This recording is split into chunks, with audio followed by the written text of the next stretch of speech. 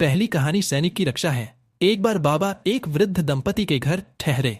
रात में उन्होंने कंबल ओढ़ा और कराहने लगे, मानो उन्हें पीड़ा हो रही हो। सुबह उन्होंने वह कंबल दंपति को देकर कहा, इसे बिना खोले गंगा में प्रवाहित कर दो। कुछ समय बाद उनका बेटा, जो युद्ध में गया था, सकुशल लौट आया और बताया कि एक रात वह दुश्मनों से घिर गया था, लेकिन अज्ञात कारणों से उसे कोई नुकसान नहीं हुआ।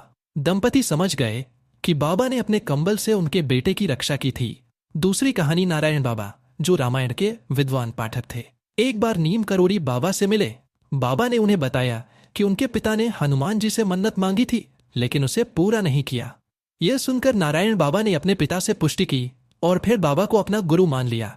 बाबा के आदेश पर उन्होंने अपनी नौकरी छोड़ दी और हनुमान जी की सेवा में लग गए। तीसरी कहानी भोजन का चमत्कार। कैंचीधाम आश्रम में एक बार बड़ी संख्या में भक्त एकत्रित हुए, लेकिन भोजन की सामग्री बहुत कम थी। बाबा ने सेवकों से कहा, चिंता मत करो, सबको भोजन मिलेगा।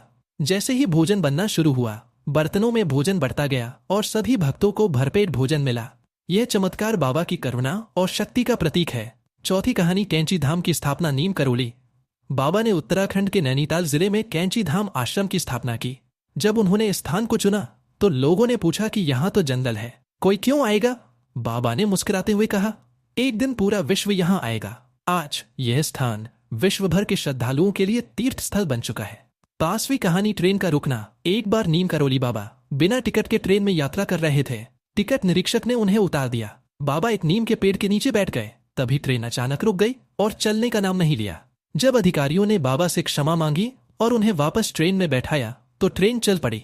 बाबा की शर्तों में से एक थी कि उस स्थान पर एक स्टेशन बनाया जाए जो आज नीम करोली स्टेशन के नाम से जाना जाता है।